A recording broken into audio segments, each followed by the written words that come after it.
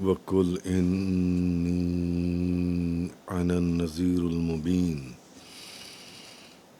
اور آپ کہیں میں ہی علی الاعلان ڈرانے والا ہوں. کما انزلنا علی المقتسمین، جیسا کہ ہم نے ان پر عذاب نازل کیا جو اپنی کتاب کو تقسیم کرنے والے تھے. تو آج سورۃ الحجر کی آیت نمبر 89 سے بیان ہے. اور آپ کہیں کہ میں ہی علی الاعلان ڈرانے والا ہوں، جیسا کہ ہم نے عذاب نازل کیا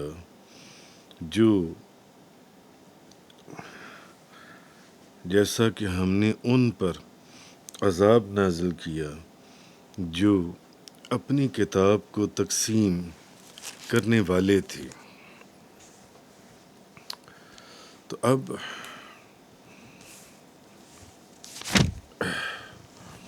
کہ اے حبیب، آپ مشرکوں سے فرما دیں کہ میں ہی عذاب کا ڈر سنانے والا ہوں. میں تمہیں بتاتا ہوں پہلی قوموں پر بھی ایسی عذاب آئے، کہیں تم پر بھی ویسا ہی عذاب نہ آ جائے. اور اگر تمہاری سرکشی اور تمہاری نافرمانی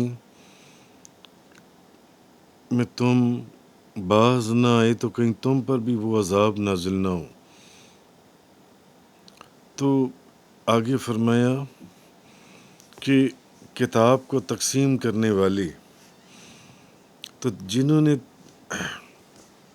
اب تقسیم کرنے والے کون ہیں کتاب کو؟ تو حضرت عبداللہ بن عباس رضی اللہ تعالیٰ عنہما فرماتے ہیں کہ تقسیم کرنے والوں سے یہودی بھی مراد ہیں اور عیسائی بھی، کیونکہ انہوں نے قرآن کو 2 حصوں میں تقسیم کر دیا. ایک وہ حصہ جو ان کی کتابوں کے بالکل سملر تھا، اور دوسرا وہ حصہ جو ان کی کتابوں کے احکامات کے مطابق نہیں تھا جون سے. تو ان کی کتابوں کے مطابق تھا اس پر وہ ایمان لائے، اور جو حصہ قرآن کا ان کی کتابوں کے مطابق نہیں تھا اس کو انکار کر کے وہ لوگ تقسیم کرنے والے ہو گئے. یہاں اس تقسیم کا ذکر ہو رہا ہے، اور جو اپنی کتاب کو تقسیم کرنے والے تھے. اور دوسری بات، حضرت قتادہ رضی اللہ تعالیٰ عنہ کا قول ہے کہ یہ تقسیم کرنے والے، بانٹنے والے، ان سے مراد کفار قریش ہیں. کیونکہ انہوں نے قرآن کو انہوں نے تو یہودی اور عیسائی تو ایسے تقسیم کیا کہ جو چیزیں ان کی کتاب کے مطابق تھیں ان کو قبول کر لیا، اور جو چیزیں قرآن کے اندر آگے نئے احکامات ان کا انکار کر دیا. تو انہوں نے قرآن کو تقسیم کر دیا، ایک حصے کو قبول کر لیا، دوسرے کا انکار. اب ایک قول یہ کہ نہیں، یہ قریش کے کفار تھے تقسیم کرنے والے جو ان سے ہیں. اور کیونکہ یہ جو کافر تھے قریش کے، یہ قرآن پاک کے بعض حصے کو تو جادو کہتے تھے، بعض حصے کو کہانت کہتے تھے، آسمانوں سے جو خبریں آتی ہیں، اور بعض حصے کو افسانہ کہتے تھے، بعض یعنی کہانیاں کہتے تھے کہ یہ کہانی ہے معاذ اللہ. تو اس طرح ہو سکتا ہے کہ اس تقسیم کرنے والوں کا اشارہ قریش کے کافروں کی طرف ہو. اور ایک قول کے مطابق جو پہلے میں نے آپ سے عرض کیا حضرت عبداللہ بن عباس والا، اس سے مراد یہود اور نصاریٰ ہوں. اچھا، اور ایک قول اور بھی ہے، وہ یہ کہ یہ 12 لوگ تھے جن کے متعلق جن کی طرف اشارہ کیا گیا. کافروں نے ان کو مکہ مکرمہ کی طرف جو راستے آتے تھے ان راستوں کے اوپر بٹھا دیا تھا ان 12 بندوں کو۔ اب حج کے زمانے میں وہ ہر راستے پر ان میں سے ایک بندہ بیٹھ جاتا تھا۔ جب حج کا زمانہ آتا تھا تو پھر لوگ اطراف عالم سے وہاں پر آتے تھے، تو ہر راستے کے اوپر وہ 12 بندے بیٹھے ہوئے تھے۔ اچھا، اب وہ جو بندہ مکہ کی طرف، مکہ مکرمہ کی طرف آ رہا ہوتا تھا تو وہ اس کو نبی پاک صلی اللہ علیہ وسلم کے خلاف کرتے تھے، ایسی باتیں کرتے تھے۔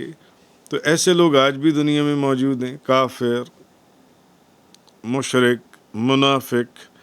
تو وہ کیا کرتے تھے کہ نبی پاک صلی اللہ علیہ وسلم جو لوگ مکہ مکرمہ حضور کی طرف آتے تھے یا اس علاقے کی طرف آتے تھے جدھر حضور رہتے تھے، تو وہ ان لوگوں کو انہوں نے سمجھا کر، ان کی ٹریننگ کر کر ان 12 راستوں کے اوپر بٹھایا تھا کہ کسی بھی راستے سے یہ لوگ، کوئی بندہ آئے مکہ مکرمہ میں تو اس کو نبی پاک صلی اللہ علیہ وسلم کے خلاف کرنا ہے، ایسی باتیں کرنا کہ وہ حضور کے قریب بھی نہ پھٹکے وہ بندہ جو ان سے۔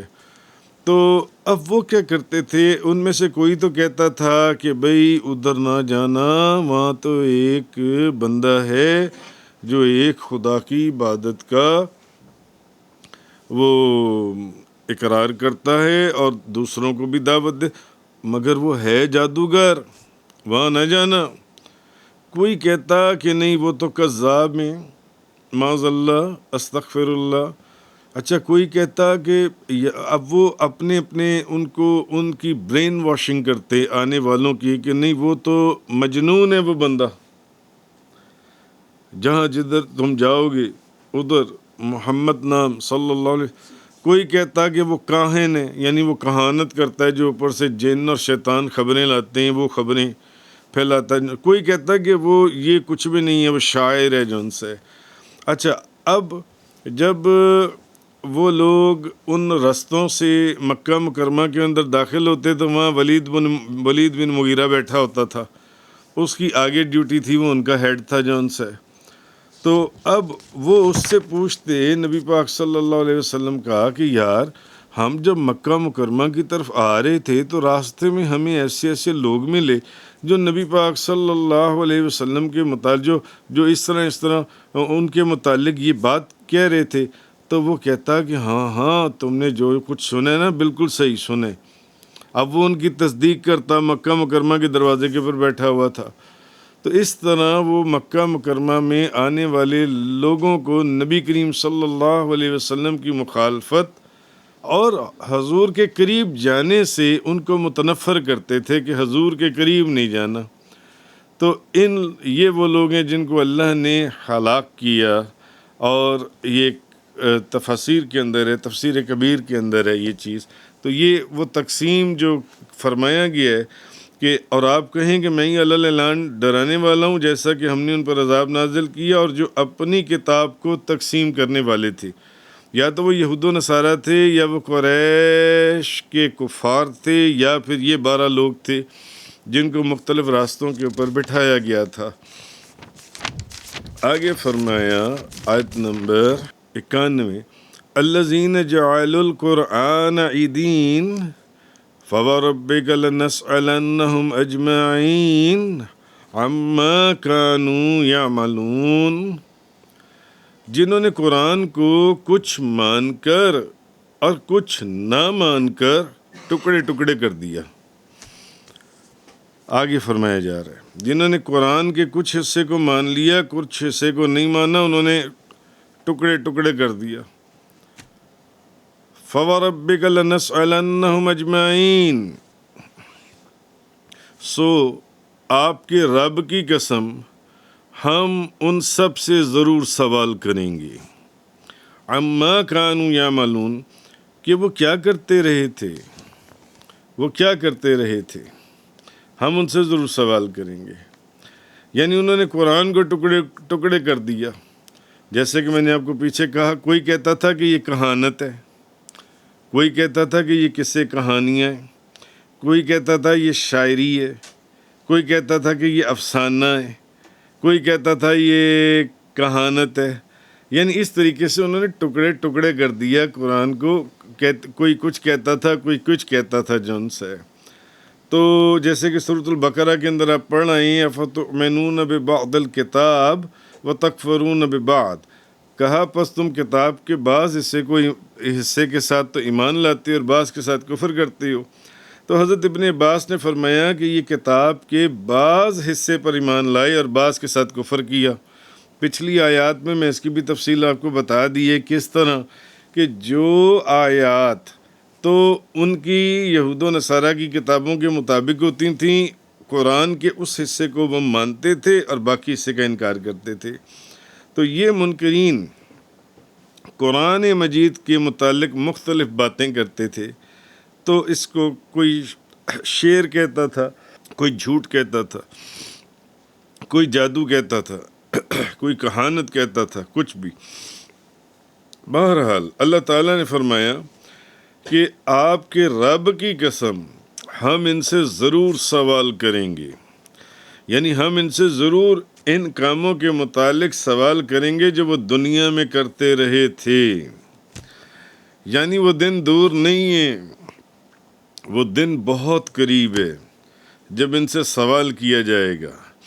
تو امام بخاری کہتے ہیں کہ اکثر اہل علم نے کہا کہ ان سے لا الہ الا اللہ کے متعلق سوال کریں گے. یہ سوال بھی ہوگا قیامت والے دن. تو حضرت زید بن ارقم رضی اللہ تعالیٰ عنہ بیان کرتے ہیں کہ اللہ کے رسول نے فرمایا جس نے اخلاص کے ساتھ لا الہ الا اللہ کہا وہ جنت میں داخل ہو جائے گا. جس نے اخلاص کے ساتھ لا الہ الا اللہ کہا وہ جنت میں داخل ہو جائے گا. تو آپ سے پوچھا گیا یا رسول اللہ اخلاص کا کیا معیار ہے؟ آپ نے فرمایا کہ وہ اللہ کی حرام کی ہوئی چیزوں سے اجتناب کرے.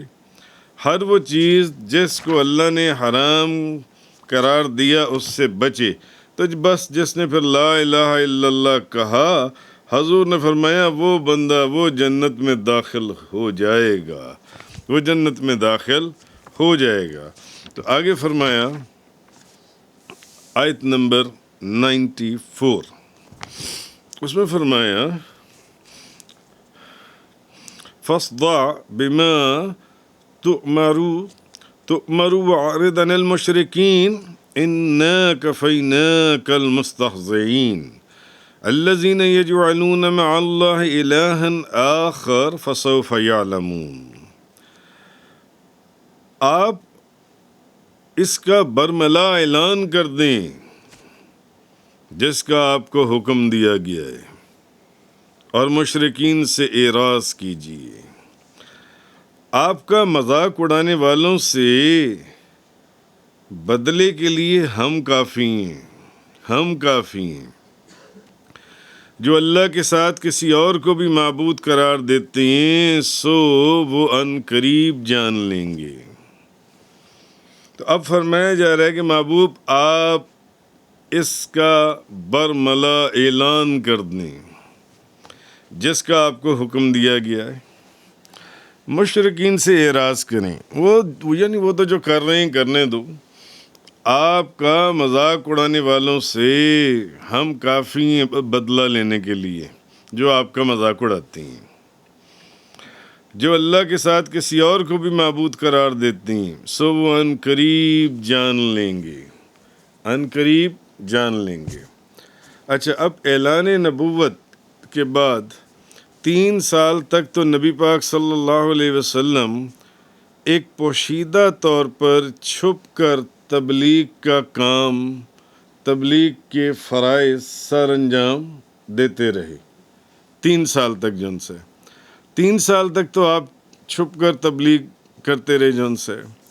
اچھا، اب اس دوران جب کہ علل اعلان تبلیغ کا حکم نہیں آیا تھا، اس دوران عورتوں میں سب سے پہلے حضرت خدیجہ رضی اللہ تعالی عنہ جن سے وہ ایمان لے آئیں، اور مردوں میں سب سے پہلے حضرت ابو بکر صدیق ایمان لے آئے جن سے، اور لڑکوں میں سب سے پہلے حضرت علی کرم اللہ تعالی وجہ الکریم، اور غلاموں میں سب سے پہلے حضرت زید بن حارثہ ایمان لے آئے. یہ 4 بندے جن سے ہیں، یہ اس دوران جن سے. اب جب 3 برس تک 3 سالوں تک خفیہ دعوت اسلام میں مردوں اور عورتوں کی ایک اور تعداد جون سی تھی وہ اسلام قبول کر کے نبی پاک صلی اللہ علیہ وسلم کے دامن سے وابستہ ہو چکی تھی جون سی ہے۔ اچھا، اب اس کے بعد اللہ تعالیٰ نے حبیب اپنے محبوب کو فرمایا کہ حبیب آپ اپنے قریبی خاندان والوں کو اللہ سے ڈرائیے۔ تو نبی پاک صلی اللہ علیہ وسلم اب جب حکم آ گیا نا تو نبی پاک صلی اللہ علیہ وسلم ایک دن کوہ صفا کی چوٹی پر چڑھ گئے اور قریش کو بلایا۔ اب جب سب قریش جمع ہو گئے، تمام قریش آ گئے، تو آپ صلی اللہ علیہ وسلم نے فرمایا اے میری قوم، اگر میں تم لوگوں سے یہ کہوں کہ اس پہاڑ کے پیچھے ایک لشکر چھپا ہوا ہے جو تم پر حملہ کرنے ہی والا ہے تو کیا تم لوگ میری بات مان لو گے؟ اگر میں تمہیں کہوں اس پہاڑ کے پیچھے ایک لشکر حملہ کرنے کے لیے آ گیا ہے تو تم میری بات مان لو گے؟ سب نے کہا بالکل ہم آپ کی بات مانیں گے، ہم آپ کی بات کا آپ کے پر یقین کریں گے، کیونکہ ہم نے تو ہمیشہ آپ کو سچا اور امین ہی پایا ہے۔ تو نبی پاک صلی اللہ علیہ وسلم آپ ایک دم فرمانے لگے، کیونکہ اب حکم آ گیا تھا علل اعلان، اللہ کی وحدانیت کی دعوت شروع کر دیجئے۔ تو حضور نے فرمایا پھر میں تمہیں کہتا ہوں کہ میں تم لوگوں کو عذاب الہی سے ڈرا رہا ہوں، اللہ کے عذاب سے ڈرو، اور اگر تم لوگ ایمان نہ لاؤ گے تو تم پر اللہ کا عذاب اتر پڑے گا۔ اب یہ سن کر قریش میں سے آپ ابو لہب جو کہ آپ کا چچا بھی تھا سخت ناراض ہوا اور شور مچایا، سب وہاں سے چلے گئے اور نبی پاک صلی اللہ علیہ وسلم کی بارگاہ میں انہوں نے بہت بے ادبی اور گستاخی کی، الٹی سیدھی باتیں انہوں نے کی۔ تو اب جو ان سے وہ وقت آ چکا تھا، یہ 4تھا سال تھا، تو اللہ تعالیٰ نے حکم دیا کہ محبوب جو میں نے آپ کو آیت کا ترجمہ پڑھا کہ محبوب اب آپ علل اعلان تبلیغ شروع فرما دیجئے جن سے۔ اس کے بعد نبی پاک صلی اللہ علیہ وسلم نے اب علل اعلان اعلانیہ تبلیغ شروع کر دی جن سے، اور ان کے بتوں کے خلاف کھلا جن سے حضور بیان فرمانے لگے جن سے۔ تو اب تمام قریش جن سے ہیں وہ آپ صلی اللہ علیہ وسلم کی مخالفت کے اوپر انہوں نے وہ کھڑے ہو گئے جن سے۔ تو نبی کریم صلی اللہ علیہ وسلم اور مسلمانوں کو تکلیفیں دینے کا انہوں نے ایک پے در پے ایک سلسلہ شروع کر دیا۔ تو آگے فرمایا وَعَرِضْ عَنِ الْمُشْرِكِينَ، یعنی مشرکوں سے منہ پھیر لیجئے، یعنی محبوب آپ اپنا دین ظاہر کرنے اور اپنے رب کی رسالت کی تبلیغ کرنے پر مشرکوں کی طرف سے ملامت کرنے پر پرواہ نہ کریں اور ان کی طرف متوجہ نہ ہوں، اور وہ جو مذاق اڑاتے ہیں اس کا غم نہ کریں۔ یہ جو مشرک جو کچھ بھی کر رہے ہیں اس کا غم نہ کیجیے۔ اچھا، آگے فرمایا اگلی آیت کے اندر کہ جو اللہ کے ساتھ کسی اور کو بھی معبود قرار دیتے ہیں سو وہ ان قریب جان لیں گے، ان کو پتہ چل جائے گا ان قریب جو ان سے الذین یجعلون مع اللہ الہا آخر فسوف یعلمون۔ اچھا، اب قریش کے اندر 5 سردار تھے، ایک عاص بن وائل، ایک اسود بن مطلب، ایک اسود بن عبد یغوث، حارث بن قیس اور ولید بن مغیرہ مخزومی۔ اب یہ لوگ نبی پاک صلی اللہ علیہ وسلم کو یہ 5 بندے بہت تکلیف دیتے تھے اور بہت ہی آپ کی مخالفت کے اوپر یہ ڈٹے ہوئے تھے، اور یہ 5 بندے نبی پاک صلی اللہ علیہ وسلم کا بہت مذاق اڑاتے تھے، یہ 5 بندے جو ان سے ہیں۔ تو اسود بن مطلب کے خلاف، اب اسود کے خلاف نبی پاک صلی اللہ علیہ وسلم نے دعا کی تھی اور حضور نے فرمایا تھا یا اللہ اس کو اندھا کر دے۔ یہ 5 بندے وہ تھے جو نبی پاک صلی اللہ علیہ وسلم کا مذاق اڑاتے تھے، تکلیفیں دیتے تھے، باتیں کستے تھے۔ ایک دن حضور نے فرمایا، نبی کریم صلی اللہ علیہ وسلم نے اس کے خلاف دعا کی، حضور نے فرمایا کہ یا اللہ اس کو اندھا کر دے، اس کو اندھا کر دے۔ تو ایک دن نبی پاک صلی اللہ علیہ وسلم مسجد حرام میں تشریف فرما تھے کہ اتفاق سے یہ پانچوں بندے آ گئے. یہ پانچوں بندے جو حضور کو تکلیف دیتے تھے اور مذاق کرتے تھے، حضور کے ساتھ مذاق کرتے تھے، مزاحیہ باتیں کرتے تھے جو ان سے، اور حضور دعا فرما چکے ہوئے تھے کہ یا اللہ اس کو اسود کو جو ہے اس کو تو اندھا کر دے جو ان سے. اچھا، یہ پانچوں بندے جو حضور کا مذاق اڑاتے تھے اور تکلیف دیتے تھے، یہ ایک دن مسجد حرام کے اندر آ گئے، یہ وہاں آ گئے. اب اسی وقت جو ان سے جب یہ آئے تو جبریل علیہ السلام بھی نبی پاک صلی اللہ علیہ وسلم کی خدمت میں موجود تھے. تو اب جبریل علیہ السلام نے ولید بن مغیرہ کی پنڈلی کی طرف دیکھا اور آس بن وائل کے قدموں کی طرف دیکھا. ولید بن مغیرہ کی پنڈلی کی طرف دیکھا اور آس بن وائل کے قدموں کی طرف دیکھا اور اسود کی آنکھوں کی طرف دیکھا، جس کے متعلق حضور نے دعا فرمائی تھی کہ اس کو اندھا کر دے، اسود کو.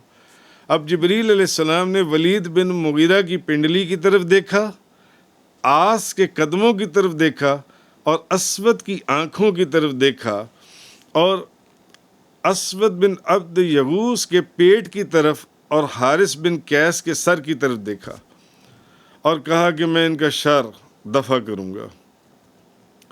اچھا، تھوڑے عرصے میں ہوا یہ کہ یہ پانچوں بندے جو مسجد حرام میں اس وقت داخل ہوئے تھے، جن کی طرف جبریل علیہ السلام نے دیکھا تھا ان کی مختلف چیزوں کو، کسی کی آنکھ کو، کسی کے سر کو، کسی کے پنڈلی کو، کسی کے پاؤں کو، یہ پانچوں کے پانچوں بندے ہلاک ہو گئے. ولید بن مغیرہ کے متعلق احادیث کے اندر ہے اور تفسیروں میں کہ وہ ایک تیر فروش کی دکان کے پاس سے گزرا تو اس کو ایک تیر کی نوک چبھ گئی جون سے، تو اس سے اس کی پنڈلی میں زخم آیا اور وہ زخم اتنا بڑا کہ وہ اسی کے اندر مر گیا. اور آس بن وائل جو تھا، جس کے پاؤں کو جبریل نے دیکھا تھا، اس کے پاؤں میں کانٹا لگا اور وہ وہاں پر بھی ایک ایسا زخم ہوا کہ وہ بندہ اسی زخم کے اندر مر گیا. اور جس کی متعلق نبی کریم صلی اللہ علیہ وسلم نے فرمایا تھا کہ اس بندے کو اندھا کر دیا جائے، نابینا کر دیا جائے، تکلیفیں دیتے تھے حضور کو، تو نبی پاک تو اس کے سر میں ایسا درد ہوا، آنکھوں میں ایسا درد ہوا کہ روایات میں یہ کہتی ہیں کہ وہ دیواروں کے اندر اپنا سر مارتا تھا اور اسی حالت میں مر گیا اور کہا کرتا تھا کہ مجھے محمد نے قتل کیا، مجھے محمد نے قتل کیا صلی اللہ علیہ وسلم، مجھے محمد صلی اللہ علیہ وسلم آپ نے قتل کیا. اور اسود جو تھا اس کو ایک ایسی بیماری لگی کہ کہتے ہیں روایات کے اندر ہے کہ اس کی شکل ہی تبدیل ہو گئی، یعنی کہ اس کا منہ کالا ہو گیا اور اس کا منہ اتنا کالا اور سیاہ ہوا. قرآن کی تفسیروں اور حدیث کے اندر یہ بات موجود ہے، ایسا سیاہ اور کالا اس کا منہ ہوا کہ اس کے اپنے گھر والوں نے اس کو پہچاننے سے انکار کر دیا کہ یہ ہمارا بندہ نہیں ہے. اور وہ بندہ بھی یہی کہتا ہوا مرا کہ مجھے محمد نے قتل کیا صلی اللہ علیہ وسلم. اور حارث بن قیس جو پانچواں بندہ تھا، تو اس کی ناک سے خون اور پیپ جاری ہوا اور اسی حالت کے اندر اس کی بھی ہلاکت ہوئی. یعنی یہ وہ پانچ بندے تھے جو نبی پاک صلی اللہ علیہ وسلم کو بہت سخت تکلیف دیتے تھے، بہت سخت تکلیف دیتے تھے. تو اللہ نے وعدہ اپنا پورا کر دیا کہ آپ کے لیے جو لوگ آپ کا مذاق اڑاتے ہیں ان کے لیے بس ہم کافی ہیں، ہم کافی ہیں محبوب، ہم کافی ہیں. تو یہ چیز ان آیات کے اندر اللہ تبارک و تعالیٰ نے فرمائی. آگے فرمایا آیت نمبر 97، وَلَقَدْ نَعْلَمُ أَنَّكَ يَضِيقُ صَدْرُكَ بِمَا يَقُولُونَ فَسَبِّحْ بِحَمْدِ رَبِّكَ وَكُن مِّنَ السَّاجِدِينَ وَاعْبُدْ رَبَّكَ حَتَّى يَأْتِيَكَ الْيَقِينُ. اور بے شک ہم خوب جانتے ہیں کہ ان کی باتوں سے آپ کا دل تنگ ہوتا ہے۔ محبوب ہمیں پتہ ہے کہ یہ جب مذاق کرتے ہیں، یعنی ان ساری چیزوں سے جس کا جو پیچھے سارا گزرا، آپ تک لوگوں کو آنے نہیں دیتے، لوگوں کو آپ سے متنفر کرتے ہیں، مذاق کرتے ہیں، آپ تانے دیتے ہیں، مگر آپ کا کام یہ ہے محبوب، آپ کا کام یہ ہے کہ آپ اپنے رب کی حمد کے ساتھ اس کی تسبیح کیجئے اور سجدہ کرنے والوں میں سے رہیے۔ یہ لوگ جو بھی کر رہے ہیں یا آپ کے دل کو تنگ کرتے ہیں، تکلیف دیتے ہیں، غم زدہ کرتے ہیں، آپ کو غمگین کرتے ہیں، پریشان کرتے ہیں، مذاق اڑاتے ہیں، آپ کے راستے میں کانٹے بچھا، محبوب آپ کا کام یہ ہے کہ اپنے رب کی حمد کے ساتھ اس کی تسبیح کرتے رہیں، اس کی تسبیح کرتے رہیں اور سجدہ کرنے والوں میں سے رہیے جون سے، اور اپنے رب کی عبادت کرتے رہیں یہاں تک کہ آپ کے پاس پیغام اجل آ جائے۔ آپ کا کام یہ ہے، آپ کا کام یہ ہے جون سے۔ اب کیا کہا جا رہا ہے؟ محبوب ہمیں علم ہے، ان کی سب باتوں کو ہم جانتے ہیں جو آپ کا مذاق اڑاتے ہیں، آپ کا دل تنگ ہوتا ہے، آپ پریشان ہوتے ہیں، غمگین ہوتے ہیں، آپ کا کام یہ کہ آپ حمد کے ساتھ تسبیح کیجئے، آپ سجدہ کیجئے، اور جب تک زندگی ہے اپنے رب کی عبادت کیجئے، اپنے محبوب کو۔ مفسرین لکھتے ہیں، وہ کہتے ہیں کہ اس سے پتہ یہ چلتا ہے کہ انسان کا دل جب رنجیدہ ہو، انسان کا دل جب پریشان ہو، انسان کے اوپر جب گھبراہٹ طاری ہو جائے، انسان جب پریشان ہو، انسان جب غمگین ہو، جب اس کو کوئی غم ہو، تو اس سے پتہ یہ چلتا ہے کہ پھر اس کو نماز پڑھنی چاہیے۔ کیوں؟ کیونکہ جن چیزوں کا حکم دیا، حمد کا، تسبیح کا، سجدے کا، عبادت کا، وہ ساری چیزیں ایک نماز میں موجود ہیں، ایک نماز میں موجود ہیں۔ آپ یہ کام کرتے رہیں۔ حضرت حذیفہ رضی اللہ تعالیٰ عنہ بیان کرتے ہیں کہ نبی پاک صلی اللہ علیہ وسلم جب بھی پریشان ہوتے، یعنی حضور غمگین ہوتے، حضور پریشان ہوتے، تو آپ نماز پڑھتے تھے۔ نبی کریم صلی اللہ علیہ وسلم آپ نماز پڑھتے تھے جب بھی حضور پریشان ہوتے۔ تو حضرت ابو درداء رضی اللہ تعالیٰ عنہ فرماتے ہیں کہ یہاں تسبیح، عبادت، سجدہ، حمد کا حکم دیا گیا ہے نا، کہ آپ جب بھی محبوب یا آپ کو تکلیف دیتے ہیں، مذاق مگر آپ اللہ کی حمد بیان کریں، آپ اللہ کی تسبیح بیان کریں، آپ اللہ کو سجدہ کیجئے، آپ عبادت کیجئے۔ حضرت ابو درداء فرماتے ہیں کہ یعنی حمد، اللہ کی حمد، اس میں بڑی برکت ہے۔ آپ فرماتے ہیں کہ، اور یہ ایک حدیث میں بھی ہے کہ جس نے صبح اور شام 7 مرتبہ یہ پڑھا نا، حسبی اللہ لا الہ الا هو علیہ توکلت وہو رب العرش العظیم، 7 مرتبہ صبح پڑھنا ہے اور 7 مرتبہ شام کو پڑھنا ہے۔ جس نے صبح اور شام 7 مرتبہ یہ پڑھا، حسبی اللہ لا الہ الا هو علیہ توکلت وہو رب العرش العظیم، جس نے 7 دفعہ صبح 7 مرتبہ شام کو یہ پڑھا، تو اللہ اس چیز میں اسے کافی ہوگا جس کا اس نے ارادہ کیا۔ اور بعض جگہوں پر ہے کہ اس کے ہر کام کے لیے یہ اس کو کفایت کرے گا، ہر کام کے لیے اس کو کفایت کرے گا۔ جو ان سے جو بندہ 7 دفعہ صبح کے وقت یہ پڑھ لے، فجر کے وقت پڑھ لے، 7 دفعہ عشاء کے وقت پڑھ لے، مغرب کے وقت پڑھ لے، صبح کے وقت 7 دفعہ اور 7 دفعہ شام کو، یعنی یہ بندے کے ہر کام میں، ہر چیز میں اللہ اس چیز میں اسے کافی ہوگا۔ تو اللہ نے کیا فرمایا تھا؟ محبوب آپ کے لیے ہم کافی ہیں ان کا بدلہ لینے کے لیے جو بھی آپ کا دشمن ہے۔ اور دیکھ لیں کہ ان 5 کا کس قدر خوفناک انجام ہوا۔ جو 5 بندے حضور کا مذاق اڑاتے تھے اور حضور کو پریشان کرتے تھے۔ بہرحال کہنے کا مقصد یہ ہے کہ اب اللہ پاک نے فرمایا کہ محبوب آپ کو جو بھی تکلیف ہو، پریشانی ہو، آپ نے اللہ کی حمد بیان کرنی ہے، آپ نے اللہ کی تسبیح بیان کرنی ہے، اس کی عبادت کرنی ہے، اس کو سجدہ کرنا ہے۔ تو ان آیات سے ایک بات پتہ چل گئی کہ بندہ بھلے جتنا مرضی بڑا اللہ کا ولی ہو جائے، وہ عبادت سے بے نیاز نہیں ہو سکتا۔ یہ نہیں ہے کہ ایک بندہ جناب بہت بڑا اللہ کا ولی بن گیا اور وہ کہے کہ جی مجھے تو اب نماز پڑھنے کی ضرورت ہی نہیں ہے، معاذ اللہ مجھے تو اب قرآن پڑھنے کی ضرورت ہی نہیں ہے، مجھے تو روزہ رکھنے کی ضرورت ہی نہیں ہے۔ جیسے کہ آج کل کے زمانے میں ایسے بعض پیر جو اللہ کے ولی بن کر بیٹھے ہیں، جن کا کہنا یہ ہے کہ ہمیں تو نماز پڑھنے کی ضرورت ہے، بلکہ وہ اپنے مریدوں کو بھی نماز نہیں پڑھنے دیتے۔ وہ کہتے ہیں تم نے نماز پڑھ کر کیا کرنا ہے، تمہاری ساری نمازیں بھی ہم نے پڑھ چھوڑی ہیں، تمہاری سب نمازیں بھی ہم نے پڑھ چھوڑی ہیں۔ تو یہ وہ لوگ ہیں جہاں خود پہنچیں گے وہاں پر اپنے مریدوں کو بھی پہنچائیں گے، کیونکہ جو جس مجلس میں بیٹھے گا وہ پھر اسی مجلس میں اٹھے گا بھی اور انہی کے ساتھ ہوگا۔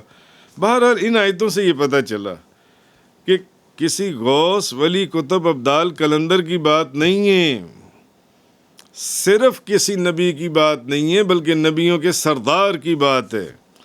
محبوب جب آپ غمگین ہوں، پریشان ہوں، ان حالات کے اندر نماز پڑھیے، عبادت کیجیے، سجدہ کیجیے، اللہ کی تسبیح حمد بیان کیجیے۔ نبی پاک صلی اللہ اور کیا فرمایا، آخری دم تک، جب تک آخری سانس ہے نماز پڑھتے رہیے، عبادت کرتے رہیے جن سے۔ تو یہ جو آج کل کے لوگ ہیں جو اس طرح کہیں کہ نماز، سمجھ جائیں کہ وہ پھر قرآن کے خلاف جا رہی ہیں، قرآن کے خلاف جا رہی ہیں۔ اور یہ جو لوگ کہیں کہ نماز پڑھنے کی ضرورت نہیں ہے، ہم نے تمہاری نمازیں پڑھ لیں، یہ رحمان کی طرف نہیں لے کے جاتے، یہ شیطان کی طرف لے کے جاتے ہیں۔ یہ جنت کے راستے نہیں ہیں، یہ دوزخ کے راستے ہیں، جن پر وہ خود بھی چل رہی ہیں اور اپنے مریدوں کو بھی چلا رہی ہیں، کیونکہ وہ خود بھی نماز نہیں پڑھتے اور اپنے مریدوں کو بھی نماز نہیں پڑھنے دیتے جو ان سے ہیں۔ تو کہنے کی یہ بات ہے کہ لوگوں کو غور کرنا چاہیے کہ کہیں اب خود اپنے وجود کے اندر جھانکنا چاہیے کہ کہیں شیطان ان کے اوپر کوئی خفیہ وار تو نہیں کر رہا، کہیں ان کو شکار تو نہیں کر رہا، کیونکہ ابلیس نے بڑے بڑے مشائخ کو گمراہ کیا ہے، ابلیس نے بڑے بڑے مشائخ کو گمراہ کیا، اور بلکہ مشائخ کیا، ولیوں کے سردار حضور سید الاولیاء گیلانی جیلانی محبوب سبحانی قطب ربانی شہباز لامکانی غوث سمدانی قندیل نورانی شان سلیمانی تفسیر قرآنی لال بدخشانی میرا محی الدین شیخ عبد القادر جیلانی، آپ کے صاحبزادے حضور غوث اعظم کے شیخ ابو نصر موسیٰ، آپ فرماتے ہیں کہ مجھے میرے والد نے یہ بات بتائی۔ جیسے پیر و مرشد اپنے مریدوں کو باتیں بتاتے ہیں، ایسے پیر و مرشد اپنے بیٹوں کو بھی بات بتاتے ہیں، روحانی اولاد کو بھی بتاتے ہیں تو جسمانی اولاد کو بھی بتاتے ہیں۔ آپ فرماتے ہیں ابو نصر موسیٰ کہ مجھے میرے والد نے غوث پاک نے یہ بات بتائی۔ وہ فرماتے ہیں حضور غوث اعظم کہ میں ایک دفعہ ریگستان صحرا میں چلا گیا اور چند دن وہاں رہا تو مجھے بڑی سخت پیاس لگی، تو میرے اوپر ایک بادل نے سایہ کیا اور میرے اوپر کوئی چیز گری پانی سے ملتی جلتی بارش کے، تو میں اس سے یعنی سیراب میری پیاس بجھ گئی، تو میں نے ایک نور دیکھا جس سے آسمان کا کنارہ روشن ہو گیا، ایک نور دیکھا جس سے آسمان کا کنارہ روشن ہو گیا، اور ایک شکل ظاہر ہوئی اور اس سے ایک آواز آئی، اے عبد القادر میں تیرا رب ہوں، میں تیرا رب ہوں، اور میں نے تم پر حرام چیزوں کو حلال کر دیا۔ تو حضور آپ کے صاحبزادے شیخ ابو نصر موسیٰ فرماتے ہیں کہ میرے والد فرماتے تھے حضور غوث اعظم شیخ عبد القادر جیلانی کہ میں نے فوراً اعوذ باللہ من الشیطان الرجیم پڑھا جب اس نے کہا نا کہ میں تیرا رب ہوں، آسمان کے کنارے اس نور سے روشن ہو گئے اور میں نے حرام چیزیں تم پر حلال کر دیں کیونکہ میں تمہارا رب ہوں، تو آپ نے فوراً پڑھا اعوذ باللہ من الشیطان الرجیم. آپ نے فرمایا اے ابلیس دفع ہو جا، تجھ پر تو ویسی لعنت ہے، دور ہو جا. تو وہ جو آسمان کے کنارے روشن ہوئے تھے وہ ایک دم اندھیرے میں تبدیل ہو گئے، اور وہ جو شکل نظر آ رہی تھی وہ ایک دم دھواں بن گئی. تو پھر اب اس اندر سے ایک آواز آئی، اس نے کہا اے عبد القادر تجھے تو تیرے علم نے بچا لیا، تجھے تو تیرے علم نے بچا لیا، میں نے اپنے اس وار سے 70 اللہ کے ولی گمراہ کر دیے، 70 مشائخ کو گمراہ کیا جن سے میں نے اپنے اس وار سے جن سے. تجھے جو مرتبہ اور مقام اللہ نے دیا، جو علم دیا، تو تجھے تیرے علم نے بچا لیا اپنے رب کے حکم، اپنے مراتب کے سلسلے میں. مگر تجھے یہ پتہ ہے کہ میں نے اسی وار سے 70 لوگوں کو گمراہ کیے. تو میں نے کہا کہ یعنی آپ کا فرمانا یہ تھا کہ مجھے میرے علم نے نہیں بلکہ مجھے میرے رب کے فضل اور احسان نے بچایا. یعنی اس نے جاتے جاتے ایک وار اور کر دیا کہ کہیں آپ یہ کہہ دیں ہاں اچھا چلو ٹھیک ہے مجھے میرے علم نے بچا لیا. اس نے جاتے جاتے ایک وار اور کر دیا کہ بھئی بڑے خوش قسمت ہو، تمہیں تو تمہارے علم نے، مرتبے اور مقام نے بچا لیا. آپ نے فرمایا نہیں بدبخت، مجھے میرے علم، مرتبے اور مقام نے نہیں، مجھے اللہ کے فضل اور احسان نے بچایا. بس. تو شیخ ابو نصر موسیٰ فرماتے ہیں کہ جب آپ سے پوچھا گیا کہ آپ نے کس طرح آپ کو پتہ چلا کہ وہ شیطان ہے، تو آپ نے فرمایا اس بات سے کہ اس نے مجھے کہا کہ بے شک میں نے تیرے لیے حرام چیزوں کو حلال کر دی ہے. حلال کر یعنی آپ نے یہ سوچا ہوگا نا، آپ اس کی تو آگے کیا شرح بنے گی کہ بھئی جب حرام چیزیں اللہ کے نبی کے اوپر حلال نہیں تو ایک اللہ کے ولی کے اوپر کیسے حلال ہو سکتی ہیں؟ تو یہ ضرور شیطان ہی ہے جو مجھے مجھے یہ والا راستہ دکھا رہا ہے جو ان سے. تو اس لیے ان چیزوں سے بچنا چاہیے. معلوم ہوا کہ بندہ جتنا مرضی بڑا اللہ کا ولی ہو جائے اس کو عبادت جون سی ہے وہ کرتے ہی رہنا چاہیے. تو یہ چیز اس کے اندر فرمائی کہ محبوب بے شک ہم خوب جانتے ہیں کہ ان کی باتوں سے آپ کا دل تنگ ہوتا ہے، مگر آپ اپنے رب کی حمد کریں، اس کی تسبیح کریں، سجدہ کریں اور اپنے رب کی عبادت کرتے رہیں یہاں تک کہ پیغام اجل آ جائے، آخری سانسوں تک. فسبح بحمد ربک وکن من الساجدین. سو آپ اپنے رب کی حمد کے ساتھ اس کی تسبیح کیجیے اور سجدہ کرنے والوں میں سے رہیے. وَاعْبُدْ رَبَّكَ حَتَّى يَأْتِيَكَ الْيَقِينُ. اور اپنے رب کی عبادت کرتے رہیے حتیٰ کہ آپ کے پاس پیغام اجل آ جائے. تفسیر قرآن کا یہ لیکچر انگلش میں سننے کے لیے براہ کرم ڈسکرپشن میں موجود لنک پر کلک کریں.